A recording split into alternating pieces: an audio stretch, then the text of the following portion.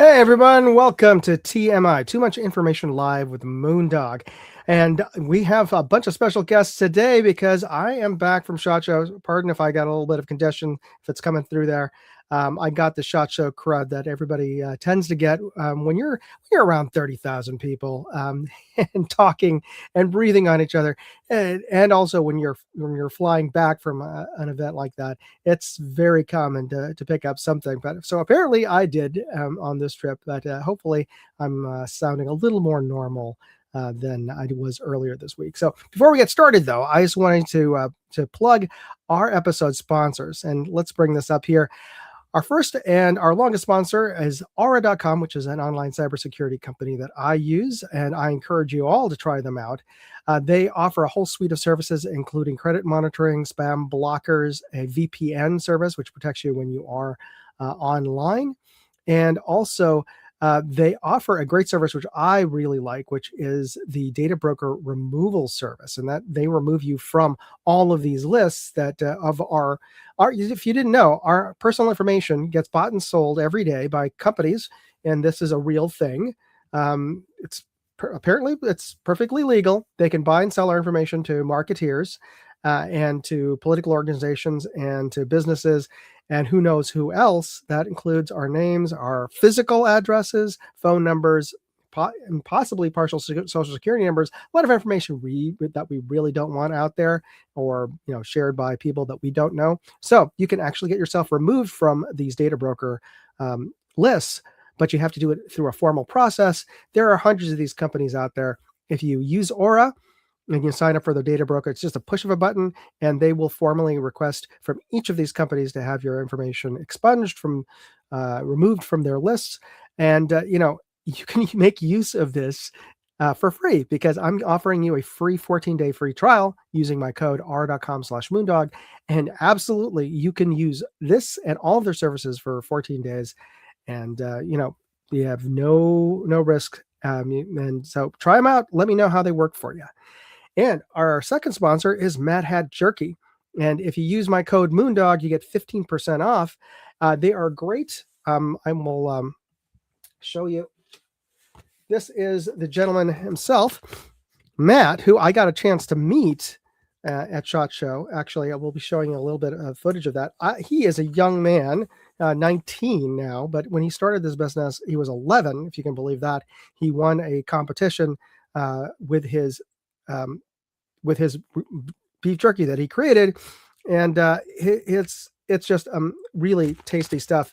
It is no preservatives, no nitrates, no sugar, no MSG. I don't really necessarily think that's a bad thing to have MSG, but hey, no MSG, it's all natural. In fact, that's why he puts a best buy date, and it's because there's no preservatives. This thing, he sends it to you fresh, and there's a whole slew of flavors. So try them out. Use my QR code there. Use my code Moondog, and you can even get a free trial of they even sell sample packs. And the shipping is very reasonable. I think it's only like $2-3 to get a sample pack. So try them out. Use my code. Mad Hat Jerky, great stuff, and a really great young man. And yeah, Pick says there, sounds like you had a bug. Yes, I did.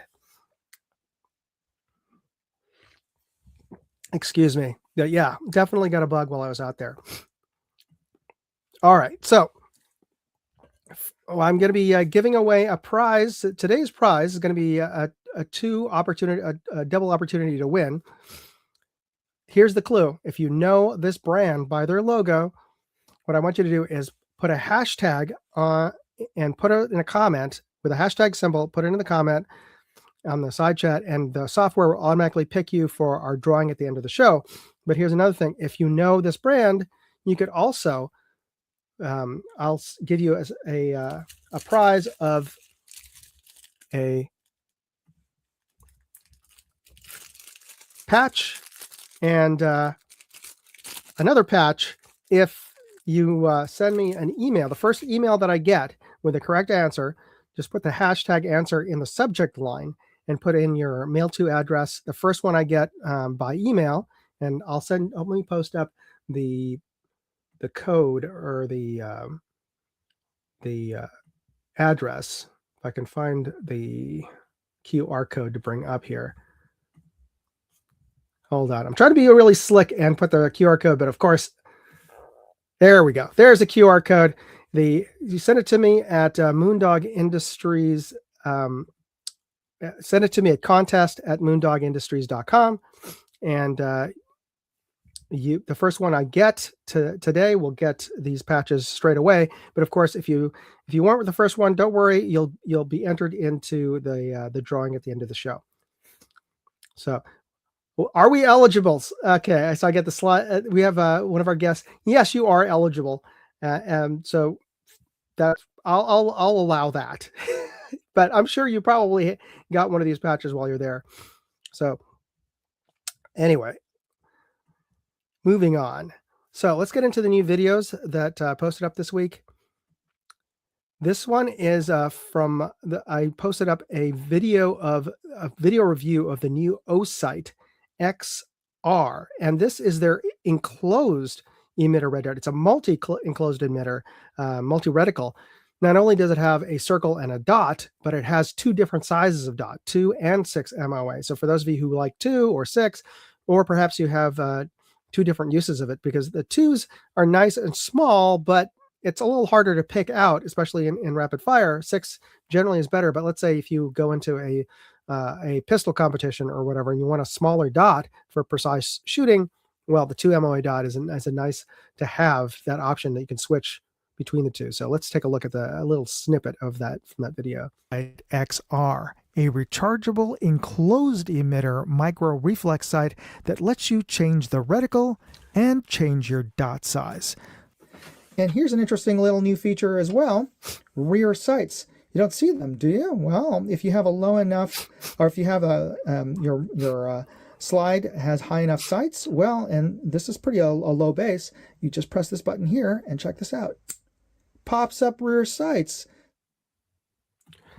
So that's pretty nifty. But you know what? I just realized we have our guests all lined up already in the green room. So let's get their opinions on all this. So let me make some quick introductions here.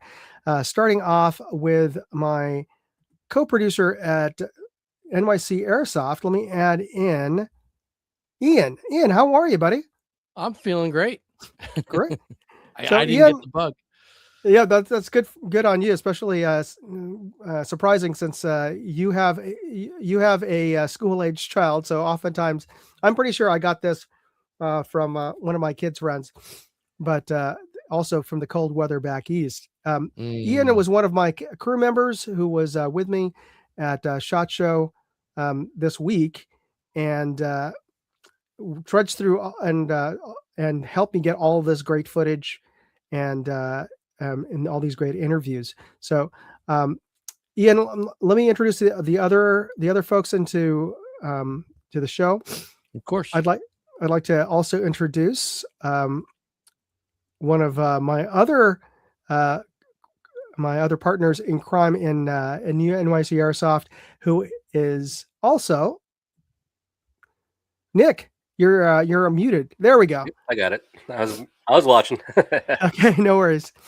So Nick has been a longtime friend of mine from our airsoft days. Is also the commander of the tribal militia in our big charity airsoft event that Ian will be producing this year in Pennsylvania.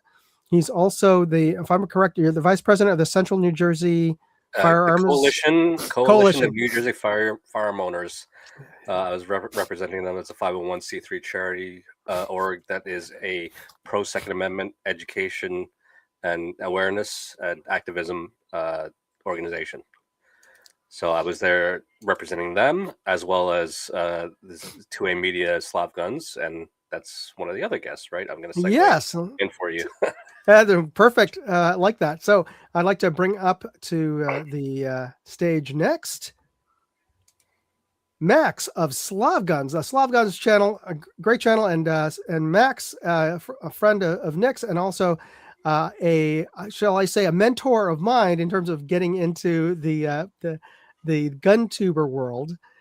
He was very instrumental in giving me great advice about how to best do that, as well as getting me, prompting me to go to SHOT Show and helping me navigate all of the ways that I could leverage that. And my first trip it's been 4 years now. I think now is it 4 years? Anyway, yeah. Yeah, since I first got to SHOT Show, and he's been very helpful in telling me what to do and what not, and what to avoid when going to SHOT Show.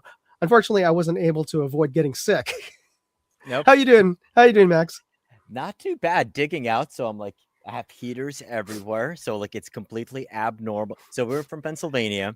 It's completely like, okay, we have like 15 inches of snow outside, but it's just freaking cold. And I will say, because of this experience, I have so much respect for our fellow friends and content creators in Minnesota, Montana, Wyoming, the guys who deal with this weather the entire time. Yeah, every year. And yeah, it's fun. I mean, like it's kind of crazy. It's like you mentioned, okay, like the whole SHOT Show thing. Like now for you, it's already been 4 years, and like here I am. I'm looking at Nick. I'm like, we're like those old men. So I remember when I started going to SHOT Show, and like you'd hear and see those people. It's like, oh, like this is my 15th show, 16th show.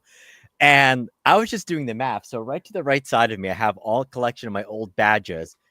The oldest one I found was 2009. Oh my! And so when I was doing the math, I'm like, I think this was the 16th show. Since then, it's only skipped 1 year. So it's like 16 shows for me. I think like 14 for Nick, or something close to that. Yeah, it's crazy. It's completely crazy. But you know what I'll say is, like, I mean, like I look forward to SHOT Show every year, not even necessarily for the new products and stuff, but for the connections. It's seeing a lot of the same faces at the shows. I mean, the joke of it is there's some people that I live like an hour and a half away from, but I see them once a year in Vegas. And like I said, the one thing that constantly changes is like, so the people will stay the same. I mean, it is a large, small industry, but oftentimes they'll be like at different companies. They're going to go there with a different purpose. So, I mean, it's almost kind of like, yeah, I mean, I have the Slav Guns YouTube channel, but I think like the majority of the time that I spent at SHOT Show this year was putting on my marketing hat, working with a lot of the brands that we're working on and connecting them with the right people. So it's awesome. I mean, like, I will say, I think like the show just like a week in Vegas is too much, but the SHOT Show is entirely too short, because before you know it, it's like it's Friday. Ah, crap, we got to pack our stuff. Nick is looking for boxes to mail his swag home. And here we are. Absolutely. I can't believe it's practically it's a week. That's crazy. But before we get into SHOT Show, let me bring in our final guest for tonight, and my most important crew member here. We have Vendetta. How are you? Well, I just got back from work, normal life, and I didn't pick up whatever you had. I think I had it before we went to SHOT Show, so I've got the antibodies at work. Well, hopefully, yeah. So, and for those of you who don't know, I am married to Vendetta, so I've been relegating myself mostly to the basement here, or the studio. So, trying to make sure that I don't pass along whatever I have. But it's always a little bit of a challenge in a small house. But I want to circle back and get into all of your thoughts on SHOT Show. But before we do that, I just wanted to get through circling back to the question of the video that I just posted up. Were you guys able to go to the O-Site booth? Any of you guys? I did, actually. I took a look at it. It's nice. I just have to see how it performs. The new models were very nice. There was that one. I think there was another one, like a larger window, basically like a 507 comp from another company, if you know what I'm saying. Yeah. And yeah, it's a nice large window. I would definitely rock that on one of my competition guns. Yeah, and they finally got came out and dealt with the request to have a battery powered version of and they have. So they're really covers all the bases for the price. I thought they're very competitive. But to your point, it all depends on how well they perform and if they are as durable and rugged as the other company that is really well known for red dots and used to be called the budget red dot company. The other Chinese company. Yes. So I'm trying to like top, and you can cut me off. Like, so one of the things I noticed, like going as towards the end of SHOT Show, like, I don't know, you can call me the old fuddy guy that goes to SHOT Show, but I'm like, I become like facetiously honest. And honestly, like with so many red dots, it's a freaking red dot. So here's the question: is there anything actually? And in full disclosure, Olight sent me a bunch of stuff, and I thought they did some innovative stuff there. I have not looked at their red dots. I know we're sending out a bunch of them, but I mean, like, is it actually something unique, or is it just like a rebranded Thiachi Monstrum or something else that they do and slap their name on it? Oh, it's better. I mean, all those other sort of, I mean, in terms of build quality, I mean, granted, I'm not an electrical engineer, so I don't look into the actual guts of the thing. And then that's really the more important thing. As you know, how do they build the electronics to withstand recoil and yada yada yada? I have no clue, but just judging from how the build on the outside, that's all. Which I can say is that it looks more premium. But I'll definitely say, I mean, it's awesome that they are trying to make inroads into the community. I know they basically, I mean, so on the flashlight side, I mean, like there'd be some people, like on one side, you have people like, hey, these are really, really good values. And as long as you're not going into combat with them, they're terrific. But at the same time, you might burn yourself in your pocket if you have one of the flashlights a little too long. So I'm kind of like wondering on the red dots site, if they're still going to be attracting to those type of people, or kind of like what's the value proposition? Because I mean, like, there's definitely, when you think red dots, when I think red dots, I mean, pretty much every company out there, both electro-optics and even a lot of the handgun companies, they will slap their name on one of the dots. So, I mean, I do give them a lot of credit for going into the industry. I mean, they are putting their name out there. I will say I didn't talk to them, but I did walk past the booth. There were I think there's a couple of competitive shooters or something like that. So it'll be interesting to see. But I mean, you're right. I mean, they're taking on the other big behemoth, which is Holosun. So it's kind of like they're fighting for, let's put it this way. The real tactical Timmies are absolutely not going to give him any light of day, because if it's not a Trigicon or an aim point, it's like you're not even going to bother. So everything else is a copy. Everything else is a copy.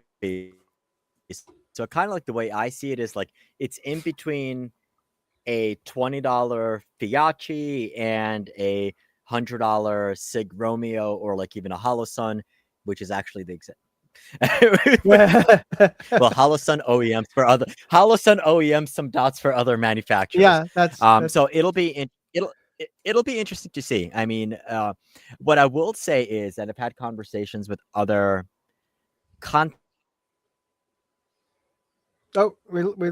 we lost you there. Creators who are also in the firearms business.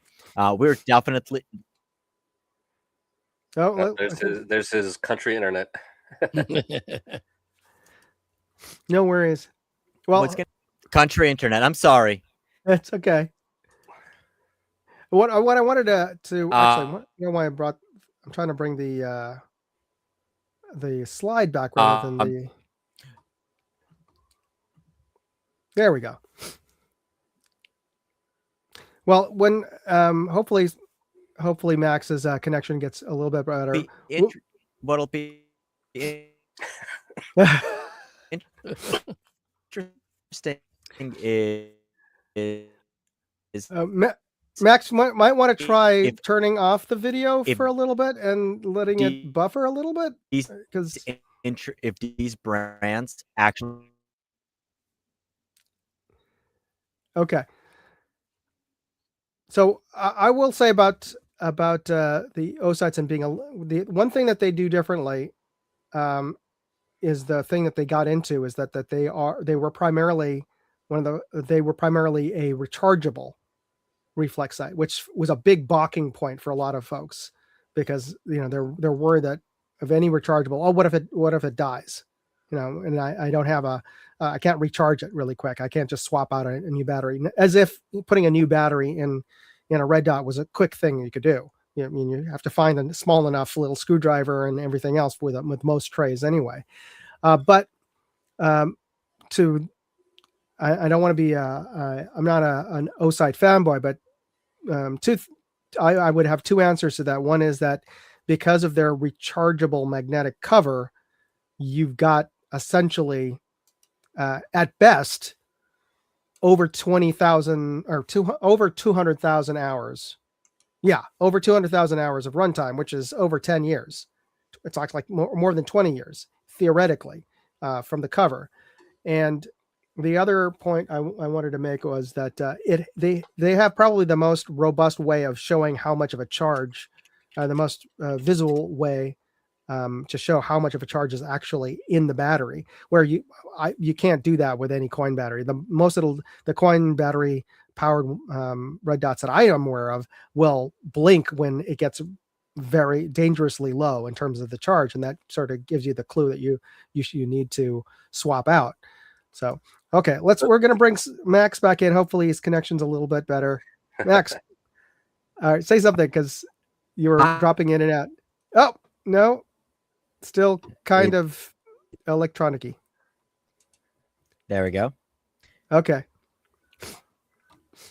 Let's move. Oh, maybe not. Fine the entire time. That's your country internet, Max. Yeah. I was gonna say for people like me, where we're doing like competition shooting, Mm-hmm. you could drop that battery cover right on top of the optic in between stages. Yeah. So that's I'm not too worried about that. It's more of like really heavy use, but I've used them heavily. We have shoots at training events, and some of the guys that I go with have the OSITEs, and they've held up without issues. And we're putting hundreds of rounds through at a time. That's where I think it would appeal to most competition shooters, and to some degree active duty or security, private security, because you're going to at some point have to have a regular battery change just to be tip top. But if you can constantly top off the thing, before or during a match, even just connecting it to a power bank, that's great. I don't have to constantly swap out or make sure that I have a pouch full of extra CR 2032s around all the time. Anyway, I don't want to hit this too much. We've got more stuff to cover. Hey Max, which internet service do you use, by the way? T-Mobile internet, and generally it's good. It is possible that all three of my kids, all three of everyone's streaming a bunch of stuff. But generally it's not that bad. I love living in the country. Two things was really, and the other one is although I think the situation has been resolved. So yeah, it is one of the unfortunate things of being out in the country. I would love to be in the country. I'm no dig on that. Have you looked into Elon's solution? So honestly, I mean, like the speeds that we're getting are it's like, I mean, I've done a bunch of live stream the past year or so. Pretty fine. Every so often it just happens, but there's a tower fairly close by. I mean, I get about down and like 15 up, which for this area is actually really good. The only other option that we generally had was Frontier, not Frontier DSL. There's like no. We'll take a look at. Honestly, I think numbers that when I was testing it on T-Mobile or yeah, I mean, there's no service that's bulletproof, but I was just curious about that. No Doug, but anyway, let's move on. So a product that you are very close to.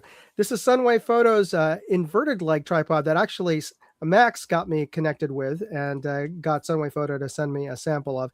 This thing is just phenomenal in terms of just how strong and beefy this thing is. It's got 40 millimeter legs. It can extend well past 6 feet in height. And let me just show you a little taste of what the thing looks like here. Is the Sunway Photo HT4030 CMI carbon fiber tripod. And no, you're not seeing things. This footage is upside down because this happens to be one of the tallest heavy-duty inverted leg tripods available. So hit that like and subscribe button and let's start checking this out. And what makes this an inverted leg is because the locking rings are at the top and not at the bottom where just about every other tripod is. And the advantage of that is because, well, you're going to have whatever it is you're going to be working on, whether it's a camera or a rifle, up at the top of the tripod, not at the bottom of the tripod. So if you need to make adjustments, they're right there where your hands are. So it's much more ergonomic, and you're not sacrificing anything in terms of weight or the collapse size or any of that. You have all the advantages and really none of the disadvantages. So you'll see in my full up video, I do a torture test, a real stress test on this tripod. It has a maximum load weight of I believe 66 pounds, and Max can correct me if I'm wrong about that, but I definitely put more than 66 pounds of stress on that thing, and it performed quite well. Though I will be posting up a blooper video in a few days and later, I think either this weekend or next weekend, where you see a little bit of a mistake while I was filming, and they happen when you make these videos. But it's that the mistake is entirely on me. So I have to, and for all other aspects, this is a great tripod. Very, very heavy duty, I have to say, on this tripod. Yeah. All right. And thanks again, Max, for sending You're that. quite welcome. And for my Moondog Go channel, I posted up footage from the Aguila party. They invited me and Giselle to go, and they had it over at the Omnia nightclub over at Caesars. And usually by the end of the day, I am flat exhausted, but it was literally across the street. So we went there to grab something to eat and then walk back. And because we're not clubby people so much anymore. Are we, G? No, not so much. And yeah, sitting down with a Switch is just fine with me, you know. Yeah, and I was trying to get at the end of every day, I try to go through all the footage that I have and try to see if we need to, you know, if it sounded good, looked good, because I've learned from previous shows that sometimes the mics can go out, or we've missed something, like we forgot to get footage of the actual product or something stupid like that. That'll happen, and the only way to know is if I actually go through the footage. So yeah, most times in the afternoon, I am just trying to go through all the footage from that day and see how it looks. And by that time in the evening, I can barely keep my eyes open, and I just need to go to sleep. So, but G can confirm that we are old people and we don't go out to party. No. So, but we went to this one, and yeah, and we went to sleep. And we also went to a party before the show started that was hosted by Maxwell, which I'll show you in a sec. But let me just share a bit of the Aguila Ammo party. They throw this party for all of their the buyers, all the stores and all the distributors that buy from Aguila. So they invite all the top stores, and they invited me because I made two of their folks who are in charge of the brand look good on video. I think that's why they invited us, but they were very sweet. With the Aguila party, and they throw a. Yeah, I'm waiting for somebody, some ninjas, to jump out because this place looks so John Wick. But this is a great nightclub. We're having a party here with Aguila, and I want to thank Aguila and everybody there for inviting us to all of this.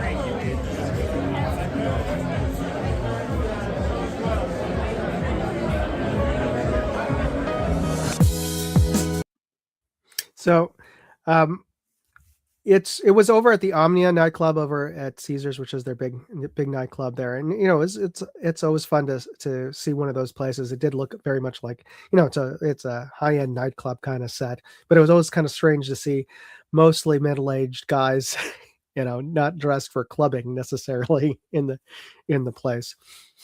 Sneakers and jeans. Yeah. So it was an odd scene. The folks that were there were a little incongruous to the setting, and I have to say, Aguila definitely hires some of the top booth babes at Cha Cha. I don't know if you could agree with that, Nick.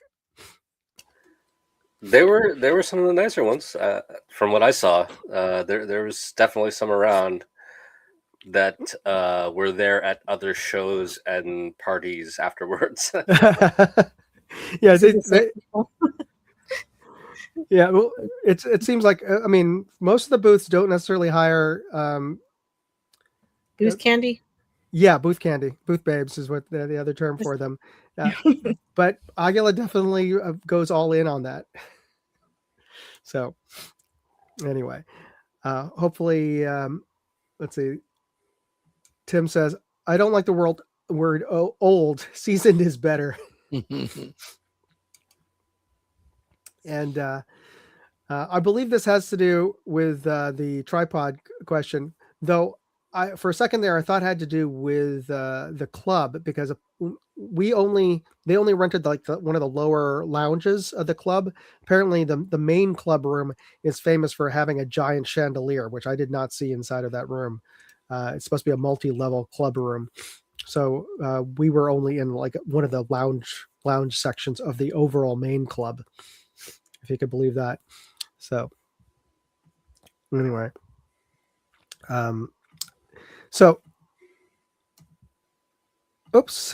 meant to go. So talking about SHOT Show, I'd like to ask you guys, what did you guys see at SHOT Show that stood out for you? Let's start with Ian over there. There's nothing that really stood out to me as in, oh wow, I need to learn more about that or whatever. I did notice lots of vehicles that I was not expecting, like lots of armored stuff, and it's fun to look at, but didn't really mean anything to me. But it was still cool to look at. I found the layout oddly disorienting this year.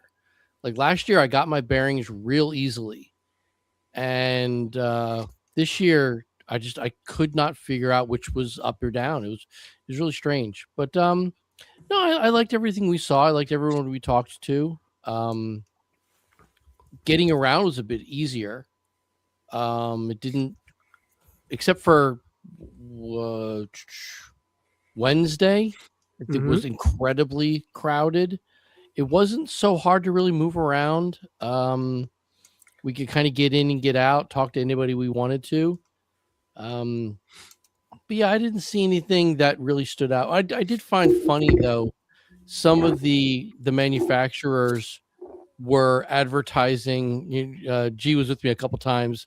Their racks of vintage, like their new releases, and they were like lever action rifles. Like, what's new about that? That's 200-year-old technology. What's new about that?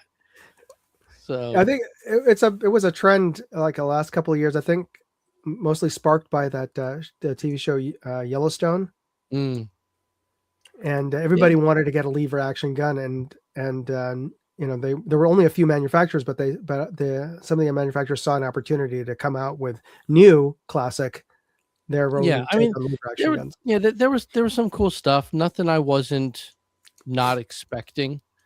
Some innovative stuff. I mean, I know we talked about it earlier when we were talking about the red dots, and that was my question all week long: is what makes this red dot different from that red dot?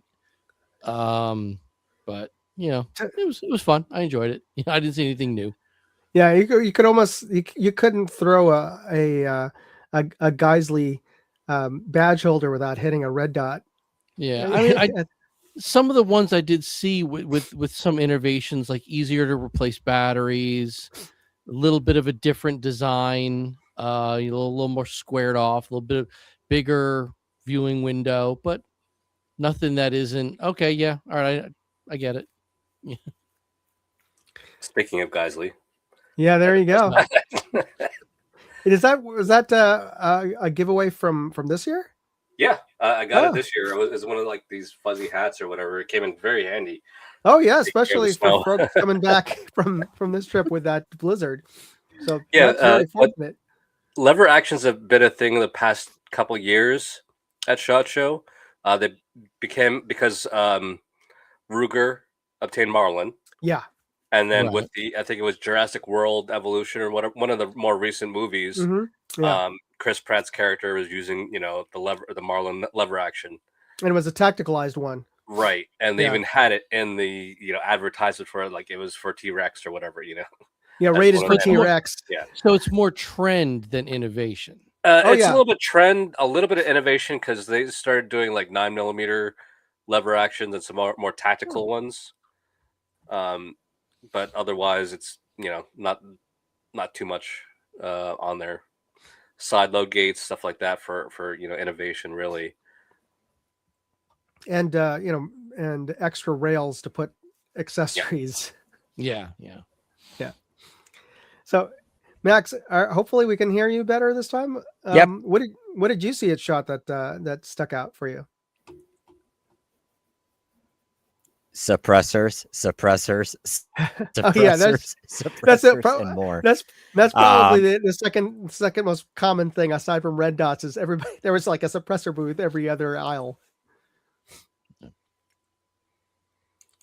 Oh no, we're still getting lag from you, Max. I'm gonna pitch it over to G. Jay, did you see anything that stood out or was different or that stuck out in your memory from walking around? Well, yeah, because I kind of veered away from you guys, I think on Thursday, and or Friday. It just gets all mucked up. So, one of the things that I always try to join and at least go to is, since they just started, is the archery section. So which is when I came with you on the airplane, it was literally just like this one table off on the users forum next to the side. They didn't even have like a shooting area or like range or whichever. And they were just saying, well, I hope, cross my fingers, we can have like a bigger section next year. And they just seem to just get bigger and bigger. And it was kind of cool because last 2 years since they started, they have a whole section. I would see like the kind of crossover different kind of things, including sights, which would work definitely for some bows. And the first year that I've ever seen them actually include crossbows, which I have never had shot in my entire life. But because I like rifles, it was really easy for me to do. The number 2 thing that this Moondog is that I always have to have my hands on the Walther F series because they know how women's hands work, and I don't understand how anybody else doesn't get that. And sorry, this is who I am, so that's what I got. That's what God gave me, and it's and it's not just it's not just your hands. I mean, what is Coleon Noir had that video where he's saying he has like hobbit hands, and it fits his hands much better than in any other pistol that he shot. It pisses me off whenever I see like a magenta pistol. Okay, well, it's like I don't know who else would have magenta pistols. I don't know. That's insulting to me. But otherwise, what do you mean it's insulting? It's because it's like what you think every person who has who's female or identifies as is gonna go for the pink or the bright magenta or whichever. So I don't know. Unless you like bright magenta, I apologize to those of you who find that to be your favorite color in the world. I will. Yeah, I think a lot of gun makers and a lot of product brands and product think that they all have to do to make it appeal to women is make it a pink or baby blue, and that's all they have to do. But to your point, Walther actually took the time to adjust the geometry of not just, and they made of the trigger so that its reset is a lot closer to the wall to the grip than their standard model, so that people with shorter fingers don't have to reach so far forward, and they really thinned out the side walls on the grips to also to accommodate smaller hands. But I find it much more comfortable. It feels more like shooting a 1911 to me than a double stack, which I like. I grew up shooting 1911, so to me, I wish I could get that. I wish we could get that here, is what I'm trying to say. Yeah, unfortunately, it's not on the California roster. Ew. So there were a lot more, 2011s and 2011 variants this year. Staccato had their their new compact carry one. Mm-hmm. Just blanked on the name. Steyr had their ATD and ATC at Range Day, which was their answer to the 2011 market. Really, it's a very nice pistol.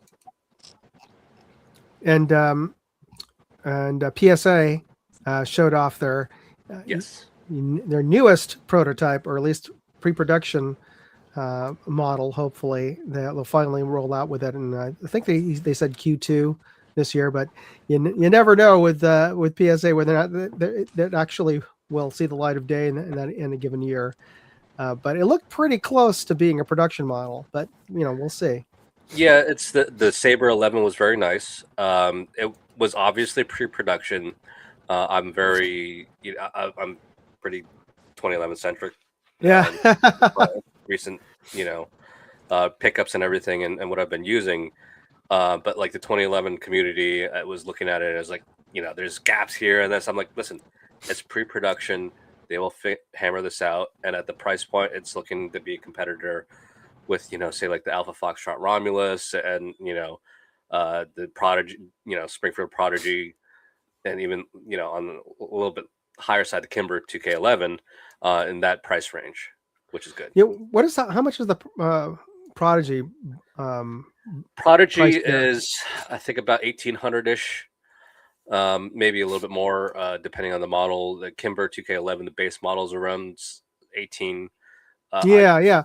So it'll around 2,200 as well. And then the Alpha Foxtrot Romulus is about 15 to 18. Yeah, and that's if they're going to be in that playing in that price range, they're going to have a lot more to prove. in terms of the reliability of their guns. I mean, I've not shot anything other than at range day, so I haven't owned any real PSA models. But everybody likes to say, oh, it's you get what you pay for, or that it's cheap trash. But I've shot cheap guns, and it all depends on the model, and it all depends on the design. Some of them run perfectly fine. I mean, everybody shits on High Point, but they are reliable. They work. We use High Points a lot just to demonstrate, for an inexpensive pistol that it works. And with actually High Point, well, Inland actually had suppressors this year as well.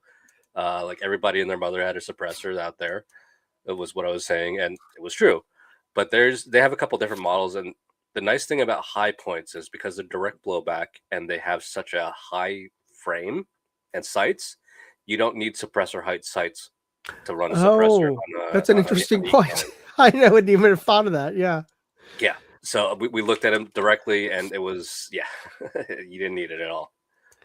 Okay, so hopefully it looks like Max has shifted his computer position. So I don't know if that translates to a better connection. Hopefully. I switched to the iPad and I'm right next to the router. So okay, but I've been keeping up with your conversations. So, getting back to you, what did you see that stood out in the suppressor market? Two things. Number one is purely just the amount of new entrants into the market. So obviously, for those not familiar, as of January of this year, they got rid of the 200 registration process and the entire thing. $200 per suppressor, SBR, things like that. So we had a lot of new entrants into this industry trying to capitalize on that you think of.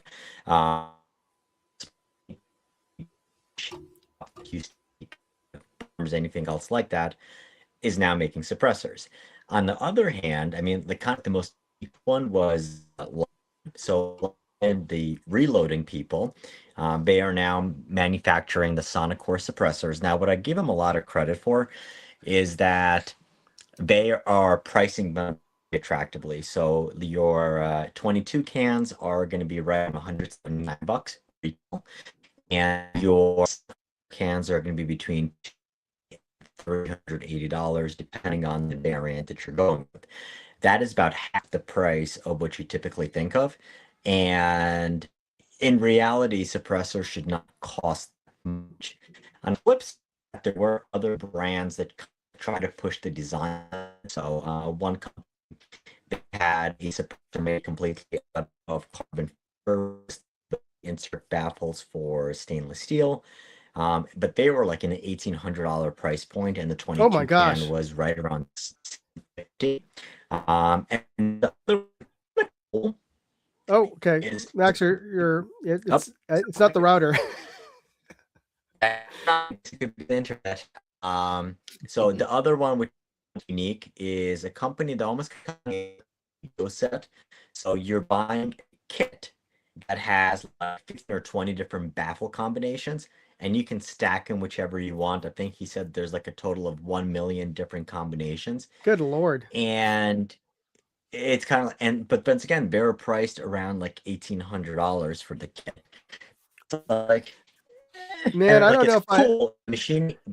The machining was fantastic on it, but it's like, okay, well, and is it actually a little bit quieter? Yes. Is it $1,800 quieter? I don't know about that.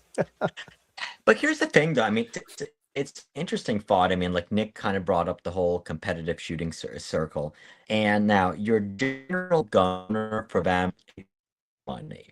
But if you take a look at a person who's going to shoot ELR or PRS or USPSA, it's a gear race. You are going to invest the money if you take it seriously. Your ammo is probably the cheapest thing. So like some of the hardcore general hunter guys, they're going to travel 5-6 hours for a local match. Your match things like DLR guys are going to be traveling across the country for a match, for a regular match. So if you can potentially, Max, we're getting like maybe 1 out of every 5 words, so I don't know if that's. oh, sorry, Yeah. Sorry. No, it's just wanted to let you know before you get too deep into that. But I get your point that if you're for some folks who are definitely investing a lot of money into their guns to get an improvement, yeah, their $1,800 is not outlandish, but hopefully what you had alluded to earlier is that with all these different companies getting into the suppressor market, that'll overall drive prices for general use suppressors, not necessarily the high performance one for that either have and they're 95% for a price. Yeah, and if they in some way function like tuners, then yeah, totally understandable that you're willing to be spending that much more money for them. But hopefully we'll start seeing much more inexpensive, functional, and durable ones coming out as well. And I'm sure they are, because just there's a sheer number of booths that were showing suppressors, like you said. That was certainly a different from previous SHOT Shows. All right. One of the things, let me share what I saw that stuck out of my mind. And one of the videos that I posted up here was, I believe, here we go. A lot of people are going to be asking, what is this? Yes, that's not the illuminator. It's not the illuminator, nope. Okay, well, I don't know why that. There we go. Sensitivity adjustable dial for an internal bubble level. Internal? So, yep, there's going to be an electronic bubble level on some of the ED series, as well as this 5 to 30 EDs, HD series rather. This isn't. So that feature I've seen it in other scopes. I think the Burris, but that's like their top of the line scope. They're planning on putting this feature, this internal electronic bubble level, in all of their ED, which is, to be fair, there's also their top line, but it's a sub $600 scope, and they're putting it in all of their scopes, not just their one. They actually have an XED line, which is their very top scope. But the fact that they're planning on rolling it out in all of their scopes is a nice feature. Yeah, I did find that use of technology very interesting. I kind of forgot about them, to be honest. And yeah, the way it was explained and what we could actually see, actively working the way it did was pretty impressive. Now, Porsche Speedster points out here that he doesn't like where the dial is, and because it could hinder, it limits the number of the options you have in placement of your rear scope ring, which is a good point. I don't know if there's any way that they could incorporate that dial into the bell, the rear bell, maybe. I don't know. I'd have to. I'll definitely bring that up to the folks over at Discovery Optics. But yeah, that's a very good point, that by putting that dial there, you limit the placement. You got at the level thing, the dial for the level? Yeah, you brought it up to them already? Oh, it was brought up like midway for the show. Yeah.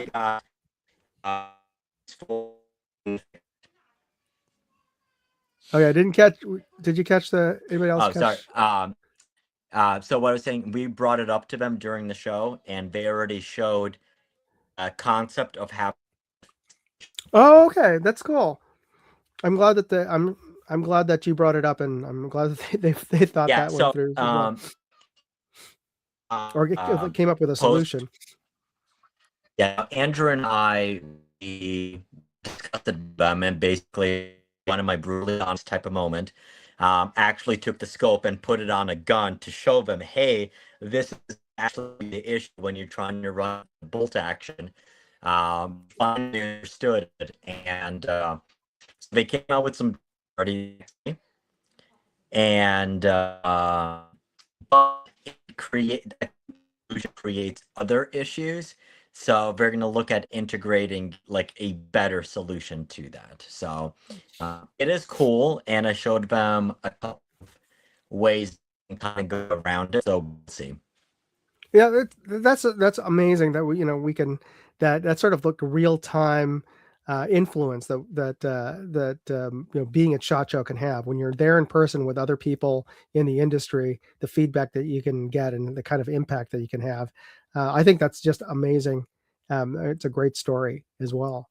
One of the other places that Ian and I and G and I stopped at was Vector Optics, and one of the other big news with them, and also we found out from our friends over at Athlon, is that this year they're going to be rolling out scopes with shake awake illumination, which was to me was like, oh my god, finally. That is a feature that I really appreciate in red dots, in that it automatically shuts off, so it conserves your battery life. And how many times for those of us who've run either a scope or red dot or any accessory, that we've forgotten to turn it off after we've come back from the range or a hunt, and of course by the next one you bring it out, it's like, oh shoot, I forgot to turn it off, the battery's dead, okay, gotta go and swap out the battery. The fact that it seems like it's like a no-brainer kind of feature, but I'm glad that somebody's come out with it, and we found out that two companies actually, the Vector Optics and Athlon, will be rolling that out on their top 2 tier, or at least Vector Optics is on their Continental, and I heard it on the Midas line from Athlon. I don't know if it'll extend down to any of their other Aries or their other scopes, but the fact that that's an option is great. Hey, we just got a I forget the term for that, but thank you, Steve. Super chat. Yeah, super chat. Thank you very much. I don't often get them, so it was a bit of a surprise. Thank you very much. Actually, I had invited Steve, but I'm sure I guess he was too busy digging out from the snow to join us, but totally understandable. But I appreciate that. Thank you very much. That's Bullets for Bucks, folks. Check out his channel. Definitely has tons of great content on his channel. I'm trying to think of what else was interesting at the show. I mean, we all got to see. Oh, go ahead. So since you're mentioning Vector, one of the things they did, and I didn't look at it myself until I saw the blog and a friend of mine saw, they an bubble level that they're announcing, which is going to be much better than some of the competing models. Oh, well, but no, go ahead. Oh, also, one other thing was at Vector, they have a really tiny pistol thermal, probably, and they said it's the smallest in the world currently, or at least that's released. And based on what I saw of it, it definitely looks like the smallest. It's as small as the Holosun one, but that Holosun one is like a 2-piece one where the cameras, like in the light slot below the pistol, and the top mailbox unit is just the display. This one, everything's all incorporated into just the mailbox unit in the top. And yes, but you should talk about the whole concept of putting a firm. It's a bigger solution in search of gap.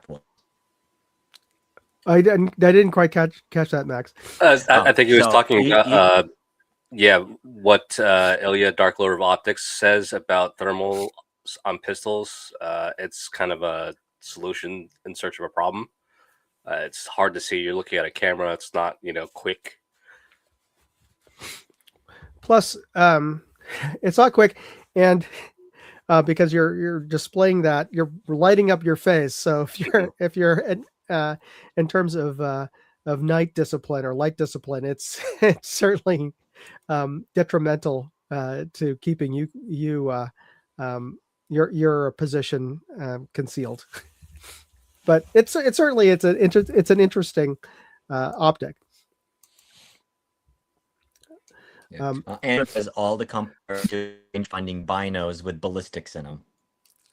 Yeah, like our friend John, he brought out that really bougie, the really deluxe version of his binoculars.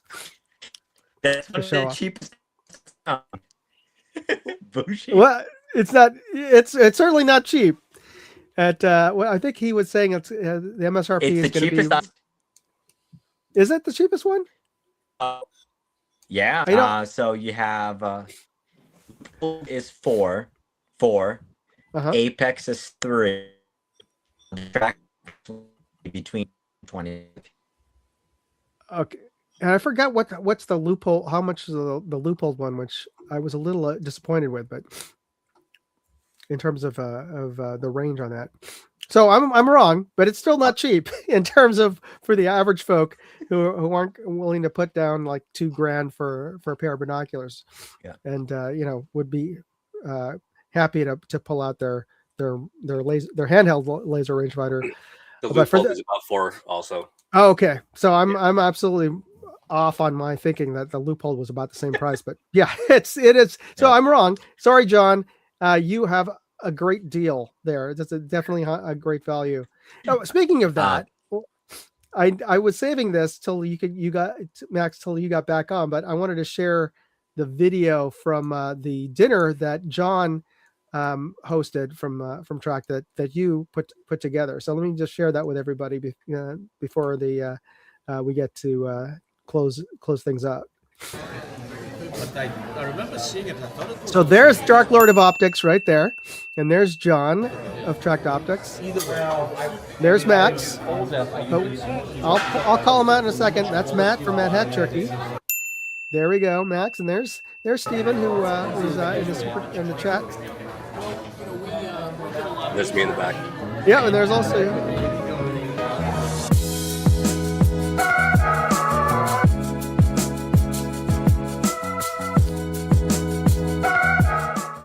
So the reason I say stay tuned is because I actually posted at the first day or the first night of the show, and that was hosted by Tracked Optics and Mad Hat Jerky over at a all-you-can-eat sushi place that Max found and brought us all out after the range day, and it was a great dinner. The food was great. It totally lived up to all of the hype that Max has been. And of course, Nick's been going there for a couple of years. So all the stories I heard about how great the sushi was, it totally lived up to those stories. They know Max by name and by face now. Yeah, I could expect that. Yeah. So great choice, and thank you, Max, for bringing us out there. But I wanted to wrap things up because I know that you guys are 3 hours later than Giselle and I. So at the end of the show, what I like to do is I've been giving away clues. So let me just give away, share a couple more clues. And so here's one of the clues for the name of the brand contest. If you haven't, if you didn't see the earlier one, that was the logo. So this is an Australian-owned American manufacturer. Firearms manufacturer. I didn't know this was Australian, by the way, but Australian-owned. Australian. Okay, so it's a recent purchase, but last year, and it was founded in 1982 for the purpose of building a semi-automatic rifle chambered in 50 BMG, which became the M82 anti-material rifle. So if you know which company and this brand it is, and it's named after its founder. Put in a hashtag and put it in the chat on the right, and and you'll be entered into the drawing that we're going to have in a minute or two. But if you know the answer, I'll also accept the first answer that I get via email that is sent to me at contest@moondogindustries.com, and I'll post that into the side chat here. So the first correct answer I get via email with the hashtag and the correct answer in the subject line and your mailing address for the patches in the body of the letter. The first one I get will get that set of patches, but the folks who who for the drawing, you'll be getting, let me just bring this up here. You'll be getting special decal for the M Rattler. Oh, I just gave away the name of that. And the patches. So there you go. There's an extra clue. So I saw several had it already, so yeah. And I typed it in chat in the beginning. Of course you did. I wanted to share a photo that I didn't post up. This at the Aguila party, they had some showgirls show up. So we have Giselle and I there posing. And this is my crew over at the Vector Optics booth with Rebecca, Vector Optics, who is showing us their Continental with the Shake Awake. And I stopped by the Olight booth and also the Osight booth, which is on the other side of the Olight booth. And I just wanted to call out our intern, Marcella there, who held the fort over at the press room tables and kept an eye on our laptops as they were charging, so that we could go back there and I could offload and download the video files.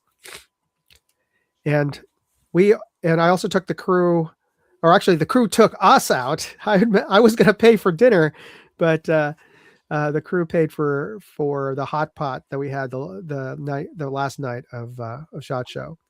I think it's not Nobu, it's Nabe. Nabe, yeah, Nabe, yeah, yeah. Great little hot pot place over in Chinatown there. So if you're looking for a hot pot place, Max, I can recommend Nabe. Yeah, I would say, and if anybody wants to take Nobu, I'm all game for Nobu. Oh yeah, I'm all game for Nobu too. And final, here's another clue for the name the brand contest. If you can find it somewhere in the photo, is the name of the brand, because we stopped by there with the whole crew to take a photo with one of their products. They were working on a grenade launcher for the U.S. military, which they will be releasing. And also wanted to mention that on my website, moondogindustries.com/contest, and I'll post up a link to that URL here.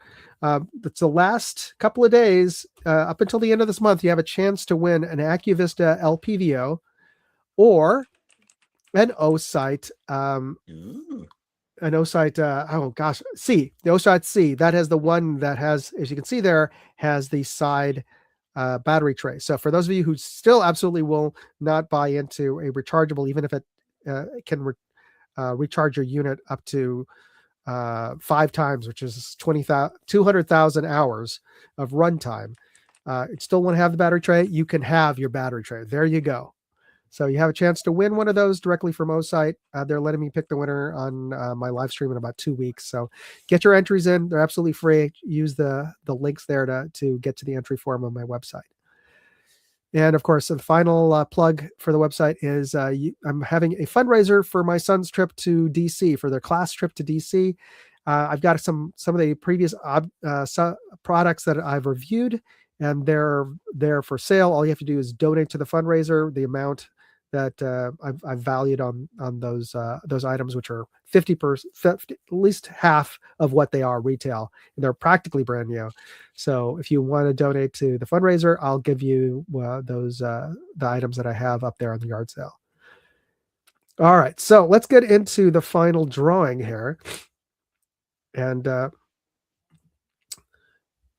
let's see, let me load this up. The screen for the drawing. Share screen. Okay, so last chance to get your entries in. I'm going to be sharing. All right, so there we go. It is Barrett, and if I didn't give that away with the other clues on there, I can't believe there's only 4 entries for the Barrett decals. It seems like there's more. Yeah, give people more chances.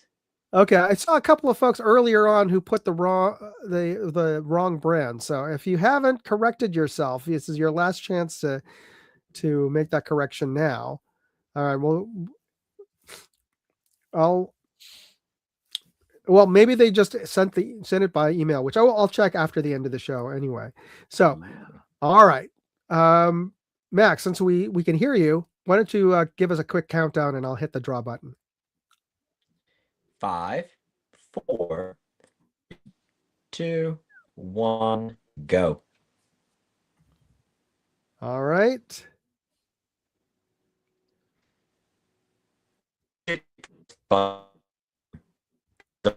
Michael Dunn, congratulations.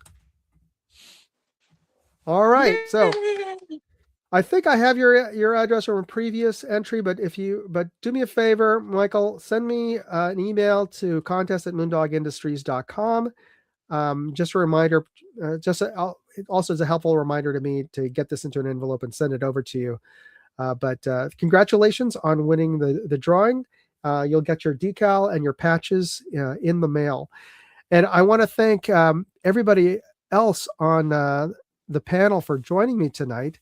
And I'd like to ask if you guys have anything that's coming up that you'd like to plug. I know you have this big event that's hopefully coming up. I don't know if the listing has gone up for EVIC yet, but it will be soon. So Ian will be producing Bad Blood again this year. That's the big charity airsoft event that I started in outside of Scranton, so not far from you, Max. If you want to drive up over there to attend along with Nick, because Nick will be commanding one of the armies there. That's going to be this June. Do you have a date there, Ian? I don't know if you're the weekend of June 26th through the 28th. There you go. So as soon as the listing's up on EVIC, purchase your tickets. It's good for the whole weekend. We've kept the prices really low compared to other big events, the airsoft events, and again, half of the proceeds go to charity. So awesome. it's a great day for all. Nick, what are you working on with the coalition? We have a lot of lawsuits coming up. The Third Circuit hearing. Yeah, we got to fight. You can't just run away to other states and everything, Hey, we have, I know. Yeah. Can't run all the way to Pennsylvania.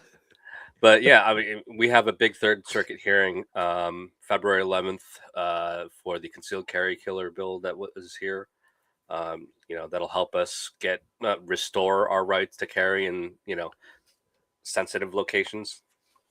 I know it's a bit of a hot topic lately for various reasons, but we're very restricted here. We got carry, but we can't carry in restaurants where alcohol is served and stuff like that, even if you're not imbibing or whatever, or partaking, as well as a lot of other places. So it's just an infringement. Yeah, absolutely. And they struck down a similar law in California, though they're fighting to appeal that. But essentially, Gavin Newsom signed into law that you couldn't get a concealed carry and carry within some outrageous distance, like 2 miles of a school. It's like, okay, or other sensitive areas, which means nowhere you could get that you were, unless you were out in the desert. Right. So, but good on you for that fight, and I hope you guys win your cases.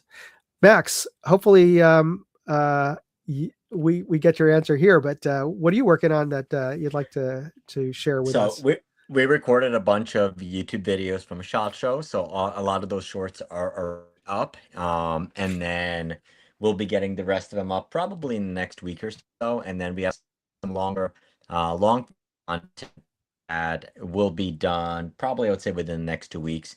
And then beyond that, I'm actually working for a backlog of all the really cool stuff we recorded over the summertime. Obviously, I came back for my trip from Eastern Europe.